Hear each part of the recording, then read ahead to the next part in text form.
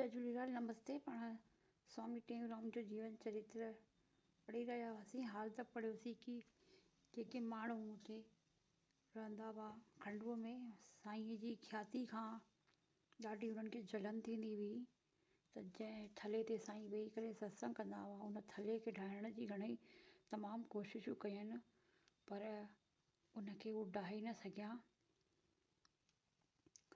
साईं जी कीर्ति ॾींहों ॾींहुं फैलजंदी बि वई। हाणे उन खां अॻियां पढ़ूं था। सुबुह जो सवेर सभई सत्संगी प्रसाद ऐं पूॼा जी सामग्री खणी अची सतगुरु महाराज जिन जी पूॼा करे गुरु मंत्र वठी शिष्य थिया। उन्हनि मां किन मुख्य माण्हुनि जा नाला हेठि ॾिजनि था। आसूराम, आत्माराम, आत्मानंद, परमानंद, मगनराम, मेघराज, ठाकुराम, खेमाराम, ओम प्रकाश, जीजनराम, आलूराम, रेजोराम, लालूराम, कलूराम, जेठो भगत, आसूमल सोनारो, टीकाराम, टेकोराम, वाधूराम, वेसरीराम, किशनराम, रामूराय, आनंदराम ऐं ॿिया केतिरा खंडू ऐं सालारनि जा प्रेमी माई बाई ऐं वाहिद बख़्श तपेदार सतगुरु महाराज जिन खां नाम जो उपदेश वठी शिष्य बणिया।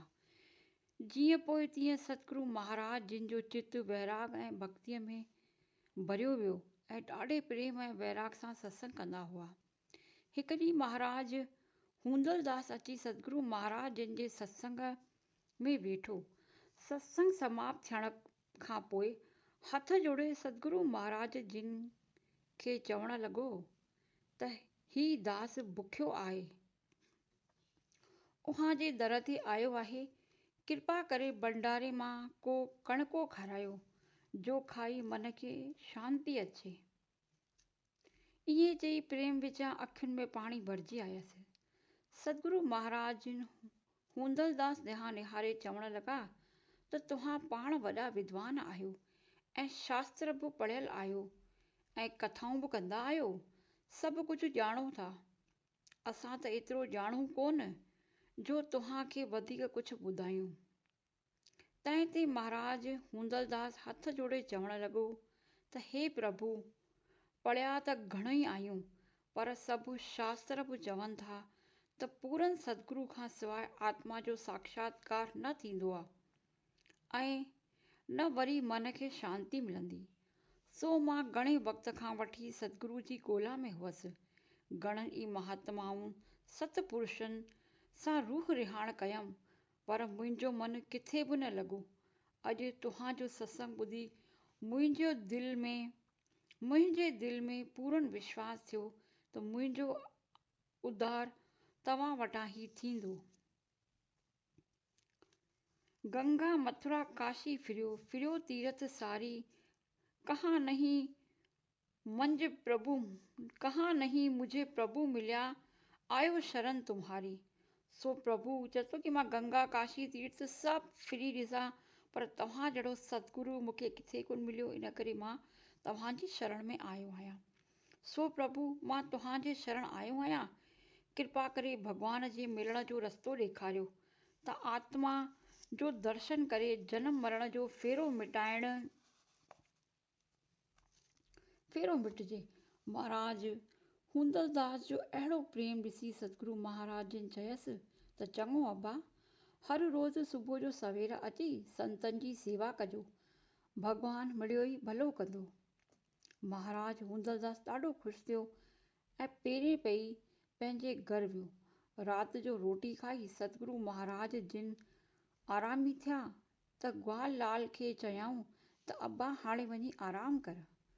ग्वाल लाल हथ जोड़े चवण लॻो त हे प्रभु, हिन दास ते बि कृपा करे नाम जो उपदेश ॾियो।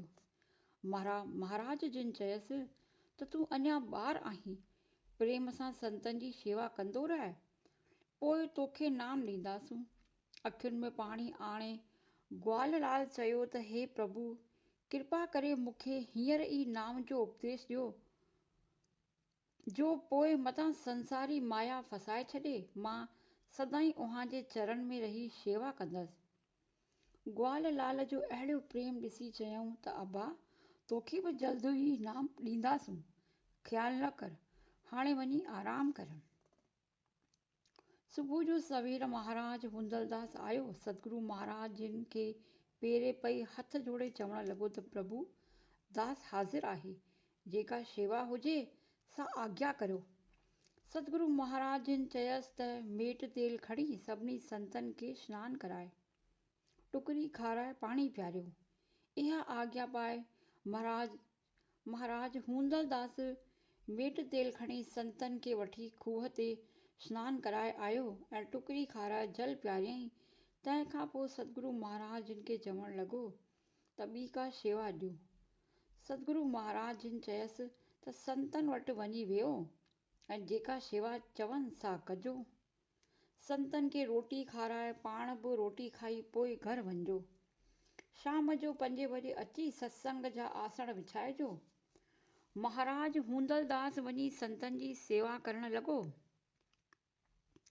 संतनि खे रोटी खाराए, पाण बि खाई पंहिंजे घर वियो। शाम जो अची सत्संग जा फ्राश विछायईं। अहिड़ी तरह कुझु वक़्तु ॾाढी प्रेम सां शेवा कयईं।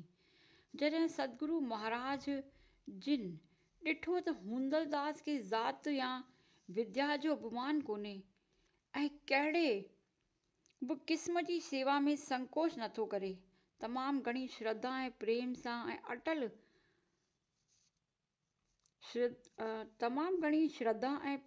अटल अथसि, तॾहिं खेसि नाम जो अधिकारी सम्झी चयऊं त अबा सुभाणे 8 बजे अचिजो, तव्हांखे नाम जो रस्तो ॿुधाईंदासूं।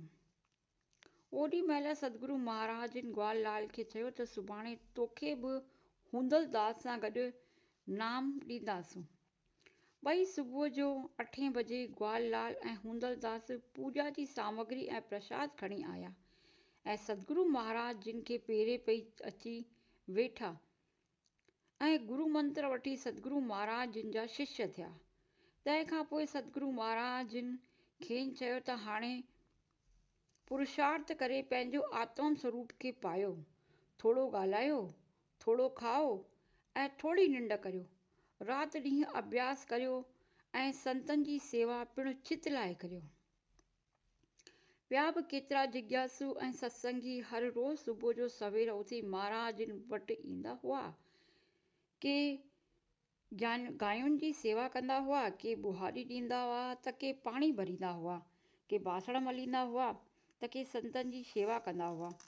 शेवा करे वञी पंहिंजे घरनि में कम कारियूं कंदा हुआ ऐं वरी बि अची संतनि जो ज्ञान गोष्ठ ॿुधंदा हुआ, यानी शाम जो अची सत्संग वटि ॿुधंदा हुआ ऐं राति जो सत्संग समाप्त थियण खां पोइ 10-11 बजे घर मोटी वेंदा हुआ।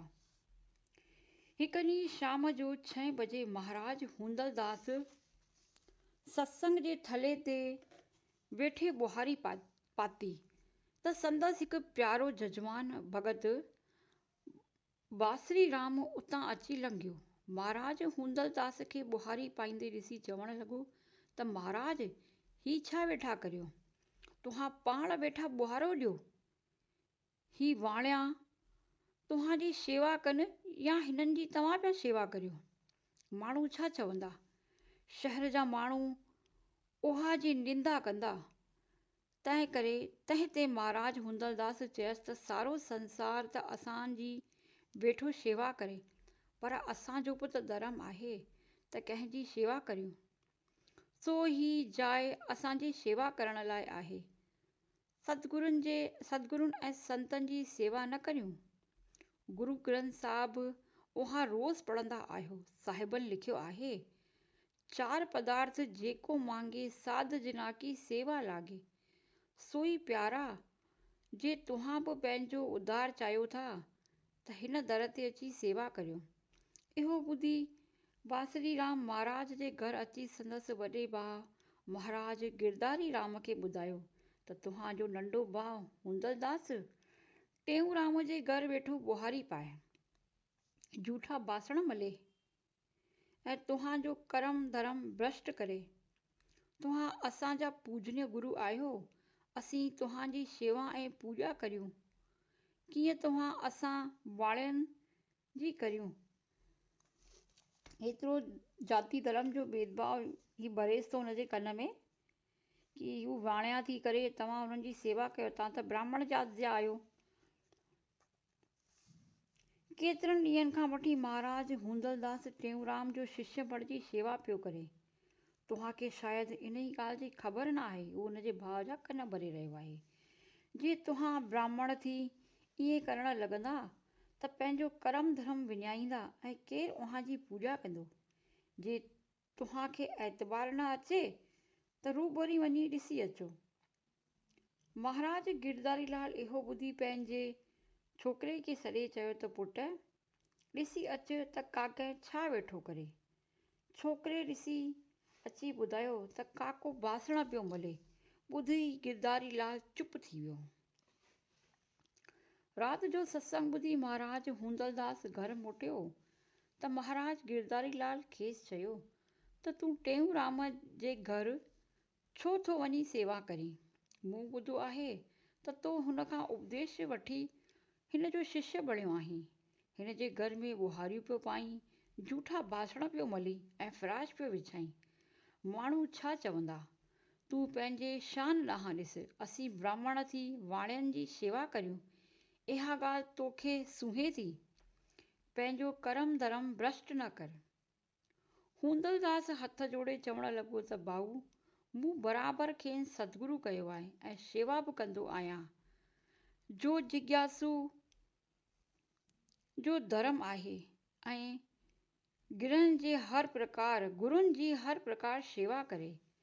सभई शास्त्र बि ईअं था चवनि त देहधारी गुरूअ खां सवाइ ज्ञान जी प्राप्ति न थींदी आहे ऐं ज्ञान खां सवाइ मुक्ति न मिलंदी आहे। ख़ाली शास्त्र पढ़ण सां आत्मा जो साक्षात कोन थींदो आहे। वेद शास्त्र बादल समान आहिनि। त पंहिंजे भाउ खे हिकु श्लोक थो ॿुधाए। वेद अॾे उद ॾे गर्भन गिले लागे लूण समान, बादल गुरमुख द्वार ते अमृत ते अध कान। हिन जो अर्थ ॿुधायो अथई। वेद शास्त्र बादल जे समान आहिनि, गुरूअ खां सवाइ खारा लॻंदा। जीअं समुंड जो पाणी खारो आहे पर उहो ई पाणी बादल द्वारा मिठो थी अचे थो, तीअं वेद ग्रंथ पूरन गुरू द्वारा पढ़िया ऐं पढ़िबा त अमृत समान थी जीव खे अमर बणाईंदा। इन्हीअ करे मूं शास्त्रनि जी आज्ञा पाए सतगुरु कयो आहे। तंहिं ते महाराज गिरधारी लाल चवणु लॻो त तुंहिंजी ॻाल्हि बराबरि आहे, पर को महात्मा, को वॾो सन्यासी, को वॾे नाले वारो गद्दीसर गुरू करी हा त तुंहिंजो नालो बि थिए हा। हींअर जेको ॿुधंदो सो उल्टो निंदा कंदो। असांखे बि कंध हेठि करणो पवंदो। माण्हू अबजस ॾींदा त तव्हां छा कयो आहे ऐं पंहिंजो उत्तम ब्राह्मण पिणे खे नास करे छॾियो, कुल खे कलंक लॻायो। तंहिं करे अॼु खां वठी टेऊंराम जो शिष्य न चवाइजे ऐं न संदसि घर वञी शेवा कजे। जे असांजी ॻाल्हि न मञींदे त असां तोखे घर में कोन रहाईंदासूं। इहो ॿुधी हूंदलदास भाउ खे चवणु लॻो त तव्हां मुंहिंजा पिता समान आहियो, विद्वान ऐं शास्त्रनि जा ॼाणू आहियो, सो तव्हां कहिड़ी था सलाह ॾिजो। सुंदर महाराज वॾो धनवान हो, पोइ शूद्र ज़ात जी पुॼारी दादूअ खे छो गुरू कयईं। हिन खे गुरू करण सां छा संदसि ब्राह्मणपणो नास थी वियो। तव्हां विद्वान आहियो, मूं खे ठाहे सम्झायो। महाराज गिरधारी लाल चवणु लॻो त सुंदर महाराज बराबरि ब्राह्मण थी करे दादू महाराज जो चेलो थियो हो, पर खेसि ब्राह्मण जी पंचायत पंहिंजे न्यात मां कढी छॾियो हो। तंहिं ते हूंदलदास चवणु लॻो त भले मूंखे बि न्यात मां कढी छॾियो, चएसि थो कि तोखे हिन जे समाज मां तोखे धिकारे छॾींदा।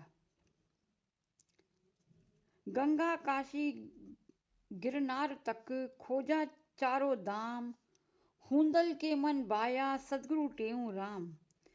चएसि थो कि गंगा काशी गिरनार तक चसतो कि मां चारो धाम ॾिठा, लेकिन हूंदल राम जे मन खे त सतगुरु टेऊंराम ई बायो आहे। इन करे मां उन्हनि खे ई पंहिंजो गुरु ठाहियो आहे। मूं जेको सतगुरु कयो आहे तंहिंजो ई शिष्य चवाईंदसि ऐं शेवा बि कंदसि। इहो जवाबु ॿुधी महाराज गिरधारी लाल खणी चुप कई ऐं दिलि में वीचार कयईं त संत खे वञी चवंदसि त हूंदल खे पाण वटि अचणु ॾियो। इहो वीचार करे ॿाहिरि हलियो वियो।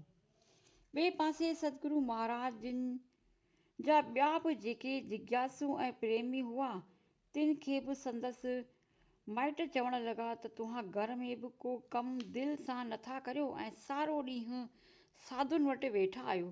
राति जो 11-12 बजे तक धिका खाई घर था अचो।